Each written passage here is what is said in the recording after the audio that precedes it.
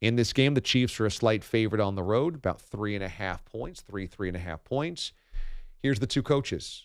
They've got strong offense. They've got a strong defense, good special teams. They've got good team speed. Again, it's really the same guys that we played against last year for the most part. Get another opportunity to play these guys. Obviously, didn't have a lot of success last year.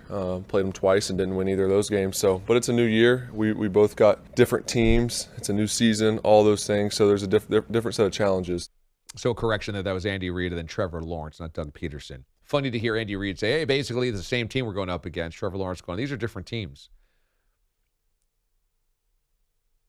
The Jaguars may run into, and I think they will, times this year where they're not quite ready to ascend to one of the 2 or 3 best teams of the AFC.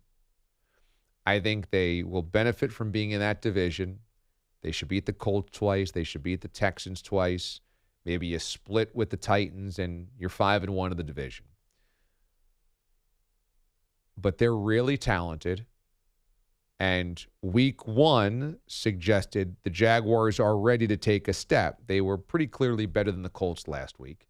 And they should be. Trevor Lawrence has now become a guy you can count on to make big plays and smart throws and good decisions versus wondering if it will happen or when it will happen. And that was kind of the worry about him early, but that was the Urban Meyer year. And I think people put too much expectations on that young man too early, and I never quite understood it. Remember going into that draft, there were questions about whether Trevor Lawrence was really a franchise QB in the NFL, whether he loved football. Remember those silly comments? And I said it at the time, you can't not love football and been as successful as he was in college. This is a guy that had a huge arm. He could run the football. He was mobile. He was a winner. Teammates loved him. He stayed grounded. He was a hard worker. Wherever he was going to go in the NFL, he was going to bring all those attributes to them.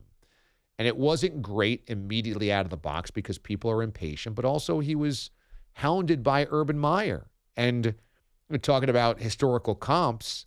What happens if Trevor Lawrence ends up going down in history as, one of this generation's great quarterbacks, and his only awful season was under Urban Meyer? That the only thing that could have hindered his greatness was how pathetic Urban Meyer was. That certainly is in play. This Jaguars team is loaded offensively. They're learning how to win. They're learning how to play their best selves, and they get the Chiefs at home on Sunday. This could be your AFC Championship game preview. It absolutely could be. Now, it would mean the Jaguars would have to navigate the Bills or the Bengals or both to get there.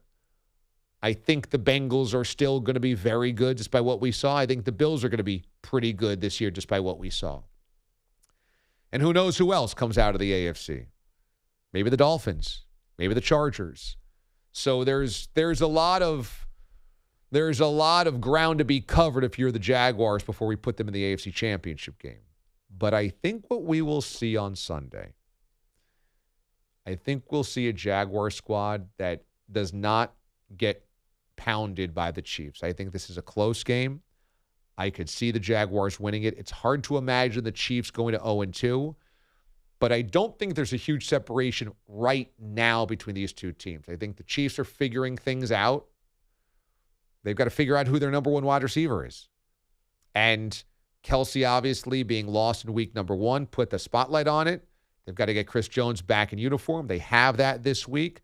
But for the Chiefs to truly be the Chiefs, the offense is going to go through some permutations. They're going to figure things out. They're going to try to work things in. And it means there's going to be some clunkiness early in this season. I could see this being a game on the road for the Chiefs where the Chiefs do not run away and hide. They do not pull away, and it ends up being a 27-26 win by the Chiefs or a 31-30 win by the Chiefs. And the Jaguars are always there, always there. There's a chance to win to the end, but the Chiefs make one big play or something like that. And the Jaguars hold a late lead and a big play breaks from Mahomes and company. There's going to be something like that where you go, wow, they're pretty close. And The Jaguars aren't close to winning a Super Bowl the same way the Chiefs are, but where they are right now, week 2 of the season, and it being on the road in Jacksonville, I think you will see a pretty close game. I think the Jaguars are going to acquit themselves very well in this game. And I think you will see Trevor Lawrence trying to push himself into the conversation. I don't know if he's built in the way of the ego that he needs to be mentioned there, but I think he likes challenges. I think he looks at Mahomes, as they all do, as the guy that we're all chasing now, and the matchups against him, you really want to perform well, and I think he's got that in him. So I don't think it's going to be the AFC Championship game. I think the Bengals are going to be there. I still like the Bengals to come out of the AFC to go to the Super Bowl, but it wouldn't surprise me if the combination of Chiefs, Bills, Bengals, Jaguars are the 4 teams over the next 5 years that are some permutation of being in the AFC Championship game battling for going to the Super Bowl.